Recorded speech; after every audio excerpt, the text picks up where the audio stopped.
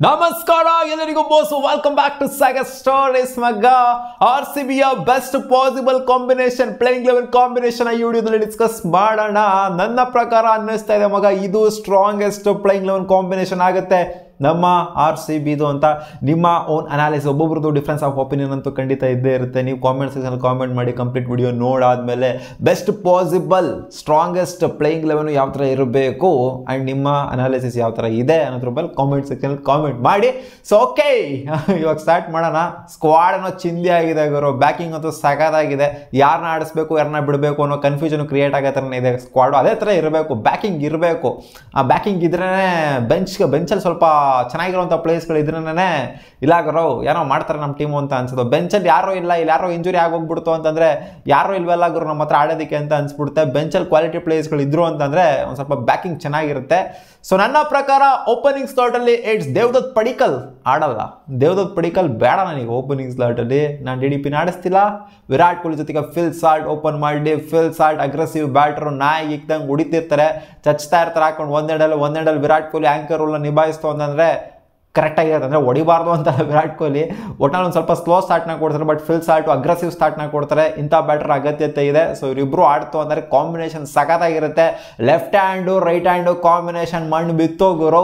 ಇರೋದು 20 ಓವರು ದಿಲ್ದಾರಾಗಿ ಆಡ್ಬೇಕು, ದಿಲ್ದಾರಾಗಿ ವಾಂಚ್ತಾ ಇರಬೇಕು. ಏನು 50 ಓವರ್ ಆಡ್ತಿಲ್ಲ, ಟೆಸ್ಟ್ ಮ್ಯಾಚ್ ಆಡ್ತಿಲ್ಲ. Left hand combination right hand combination work out ಮಾಡ್ಕೊಂಡು ನಾವು ಕೂತ್ಕೊಳ್ಳೋದಕ್ಕೆ ಇರೋದು 20 ಓವರ್ ದಿಲ್ದಾರಾಗಿ ವಾಂಚ್ತಾ ಇರಬೇಕು. ಬಂದವರೆಲ್ಲ ಗುದುತ್ತಾ ಇರಬೇಕು.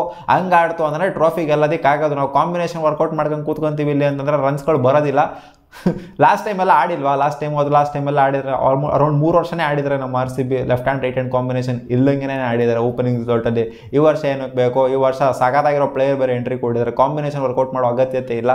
ರನ್ಸ್ ಬಂದರೆ ಸಾಕು ಗುರು, ಯಾವ ಕಾಂಬಿನೇಷನ್ ಬೇಕಾಗಿಲ್ಲ ನಮಗೆ.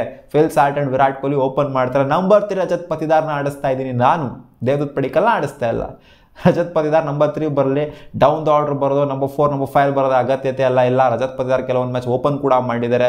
ನಂಬರ್ 3 ಆಡ್ತು ಅಂದರೆ perfect slot for Rajat Patidar ಯಾವುದು ಅಂದರೆ ಅದು ನಂಬರ್ 3 ಆಡಲಿ, ಸಖತ್ತಾಗಿ ಆಡ್ತಾರೆ ನಂಬರ್ 3.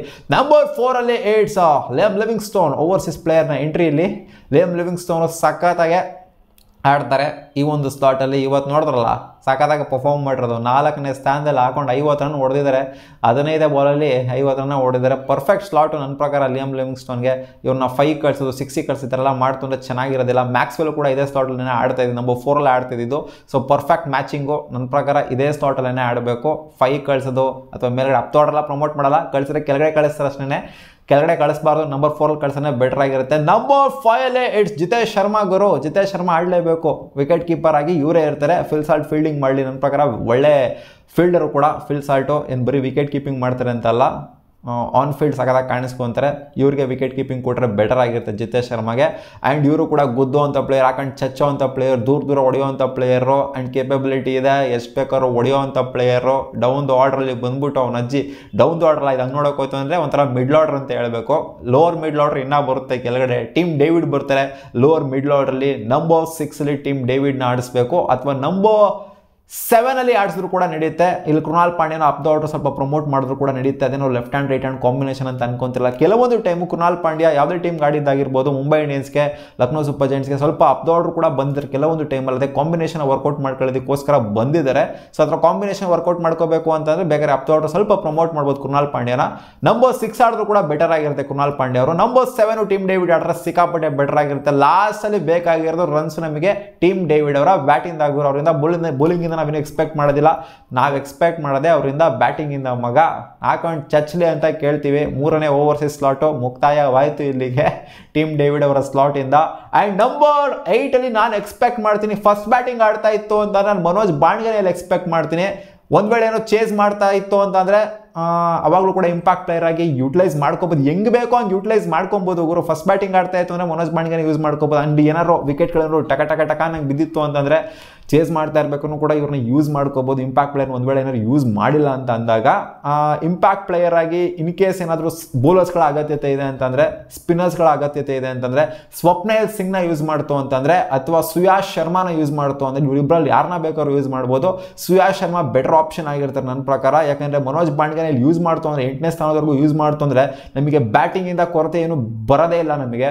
ಆ್ಯಂಡ್ ಇವಾಗ ಹೇಳ್ತೀರ ಲಕ್ಕಿ ಚಾರ್ಮ್ ಎಲ್ಲಿಗೂ ಲಕ್ಕಿ ಚಾರ್ಮ್ನ ಬಿಟ್ಬಿಡ್ತೀನಿ ನೀನು ಸುಯಾಶ್ ಶರ್ಮನ ಆಡಿಸ್ತೀಯ ಅಂತಂದ್ರೆ ಅಂತ.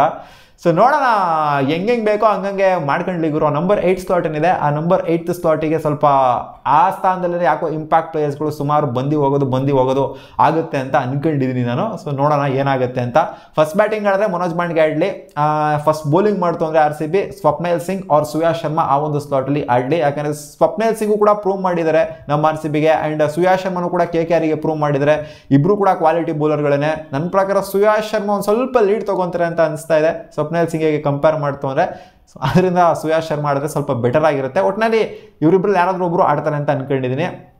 ಫಸ್ಟು ಅದೇ ಹೇಳಿದ್ನಲ್ಲ, ಫಸ್ಟ್ ಬ್ಯಾಟಿಂಗ್ ಆಡಿದ್ರೆ ಮನೋಜ್ ಪಾಂಡ್ಯಗೆ ಆಡಲೇಬೇಕು, ಅವ್ರಿಗೆ ಅವಕಾಶ ಕೊಡಲೇಬೇಕು ಗುರು. ನಂಬರ್ 9 ಭುವನೇಶ್ವರ್ ಕುಮಾರ್ ಆಡ್ತಾರೆ, ಅದಂತೂ fixed slot. Number 10 Yash Dayal or Rasikh Dar, ಇವರಿಬ್ಬರಲ್ಲಿ ಯಾರಾದರೂ ಒಬ್ಬರು ಆಡಲಿ. Yash Dayal left arm pacer, right arm pacer ಬೇಕು ಅಂತಂದರೆ ಇವ್ರ ಜೊತೆಗೆ ಹೋಗ್ಬೋದು. ಲೆಫ್ಟ್ ಆರ್ಮ್ ಬೇಕು ಅಂತಂದರೆ ಬೇಕಾದ್ರೆ ಇವ್ರ ಜೊತೆ ಹೋಗ್ಬೋದು. ಯಾಕಂದರೆ ಜಾಶ್ ಹೆಸರುಡ್ ಕೂಡ ಲೆಫ್ಟ್ ಆರ್ಮ್ ಪೇಸ್ನ ಹಾಕ್ತಾರೆ. ಸೊ ಇಬ್ಬರು ಲೆಫ್ಟ್ ಆರ್ಮ್ ಪೇಸರ್ ಜೊತೆಗೆ ಹೋಗ್ತಾರಾ ಅಥವಾ ರೈಟ್ ಆರ್ಮ್ ಪೇಸರ್ ಜೊತೆಗೆ ಹೋಗ್ತಾರಾ ಅನ್ನೋದು ಒಂದು ಕ್ಯೂರಿಯಾಸಿಟಿ ಇದೆ ನಮಗೆ. ಯಾರು ಹೆಂಗೆ ಬೇಕೋ ಹಂಗೆ, ಯಾರು ಚೆನ್ನಾಗಿ ಪರ್ಫಾರ್ಮ್ ಮಾಡ್ತಾರೋ ಚಿನ್ನಸ್ವಾಮಿಲಿ, ಸೊ ಅವ್ರನ್ನ ಇಳಿಸೋವಂಥ ಸಾಧ್ಯತೆ ಇರುತ್ತೆ. ಒಟ್ನಲ್ಲಿ ರಸಿಕ್ ದಾರು ಕೂಡ ಏನು ಅಂತ ಕಳಪೆ ಬೌಲರ್ ಅಲ್ಲ, ಮಸ್ತ್ ಬೌಲರನ್ನೇ. ಸೊ ನೋಡೋಣ ಇವ್ರಿಗೂ ಕೂಡ ಅವಕಾಶ ಸಿಗುವಂಥ ಸಾಧ್ಯತೆ ಇದೆ. ಬಟ್ ಯಶ್ ದಯಾಳ್ನ ರಿಟೈನ್ ಮಾಡಿರೋದ್ರಿಂದ ಅವ್ರಿಗೆ ಪ್ರಿಫರೆನ್ಸ್ ಸ್ವಲ್ಪ ಮುಂದೆ ಇರುತ್ತೆ. ಫಸ್ಟ್ ಮ್ಯಾಚ್ ಇವ್ರನ್ನೇ ಆಡಿಸುವಂಥ ಸಾಧ್ಯತೆ ಜಾಸ್ತಿ ಇರುತ್ತೆ.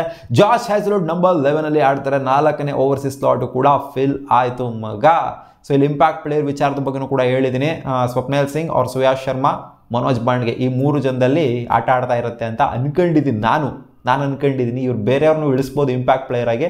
ಮನೋಜ್ ಪಾಂಡ್ಯಗೆ ಅವಕಾಶ ಕೊಡಲಿಲ್ಲ ಅಂತಂದರೆ ಈ ಸೀಸನ್ RCBಗೆ ಹೆಂಗೆ ಬೈತೀನಿ ಅಂತ ಅಂದರೆ ನಾನು ಮುಗ್ಗ ಹಾಕೊಂಡು ತದಕ್ತೀನಿ ಇವರು. ನಂಬರ್ 8th ಸ್ಲಾಟಲ್ಲಿ, ನಂಬರ್ 7th and 8th ಸ್ಲಾಟಲ್ಲಿ ಇವ್ರಿಗಿಂತ ಒಳ್ಳೆ ಬ್ಯಾಟರ್ ಸಿಗಲ್ಲ ಗುರು. ಅದು ಚಿನ್ನಸ್ವಾಮಿ ಸ್ಟೇಡಿಯಮಲ್ಲಿ ನಾಯಿ ಹೊಡೆಯೋವಂಥ ಪ್ಲೇಯರು ಮನೋಜ್ ಪಾಂಡ್ಯ. ಇವರ ಅಂಡರ್ ಎಸ್ಟಿಮೇಟ್ ಮಾಡಿದ್ದಾರೆ ಲಾಸ್ಟ್ 2 ಸೀಸನ್ನಿಂದ. ಈ ಸೀಸನ್ ಓವರ್ ಎಸ್ಟಿಮೇಟ್ ಏನು ಮಾಡೋದು ಬೇಕಾಗಿಲ್ಲ. ಇವರು ಇರೋ ಥರನೇ ಎಸ್ಟಿಮೇಟ್ ಮಾಡಲಿ, ಇವ್ರಿಗೆ ಅವಕಾಶ ಕೊಡಲಿ, ಪ್ರೂವ್ ಮಾಡ್ತಾರೆ. ನೋಡೋಣ ಹೆಂಗಿರುತ್ತೆ ಅಂತ. ಇದು ನನ್ನ ಪ್ರಕಾರ ದಿ ಬೆಸ್ಟು ಪ್ಲೇಯಿಂಗ್ 11 ಕಾಂಬಿನೇಷನು ಮಗ. ನಿಮ್ಮ ಪ್ರಕಾರ ನೀವು ಕಾಮೆಂಟ್ ಸೆಕ್ಷನಲ್ಲಿ ಕಾಮೆಂಟ್ ಮಾಡಿ ತಿಳಿಸಿ ಏನು ನಿಮಗೆ ಬೆಸ್ಟ್ ಅಂತ ಅನ್ನಿಸಿದೆ ಕಾಂಬಿನೇಷನ್ನು ಅಂತ. ಇಲ್ಲಿ 8ನೇ ಸ್ಥಾನದವರೆಗೂ ಬ್ಯಾಟಿಂಗ್ ಇರುತ್ತೆ ಮನೋಜ್ ಪಾಂಡ್ಯ ಆಡ್ತು ಅಂತಂದರೆ. ಆ್ಯಂಡ್ ಇವರು ಇಂಪ್ಯಾಕ್ಟ್ ಪ್ಲೇಯರ್ ಆಗಿ ಯೂಸ್ ಮಾಡಿದ್ರು ಅಂತಂದರೆ, ಸ್ಪಿನ್ನರ್ಸ್ನ ಯೂಸ್ ಮಾಡಿದ್ರು ಅಂತಂದರೆ 8 ಬೌಲಿಂಗ್ ಆಪ್ಷನು ಆಗುತ್ತೆ. ಸೊ ಅದರಿಂದ ಲಕ್ಸುರಿ ಸಿಕ್ಕಾಪಟ್ಟೆ ಆಗುತ್ತೆ. 7 ಬೌಲಿಂಗ್ ಆಪ್ಷನ್ಸ್ ಹೆಂಗಿದ್ರು ಕೂಡ RCBಲಿ ಇದ್ದೇ ಇರ್ತಾರೆ. ನಾರ್ಮಲ್ 11 7 ಬೌಲಿಂಗ್ ಆಪ್ಷನ್ ಇರ್ತಾರೆ. ಸೊ ಆದ್ದರಿಂದ ಸಿಕ್ಕಾಪಟ್ಟೆ ಲಕ್ಸುರಿ ಸಿಗುತ್ತೆ ನಮ್ಮ RCBಗೆ.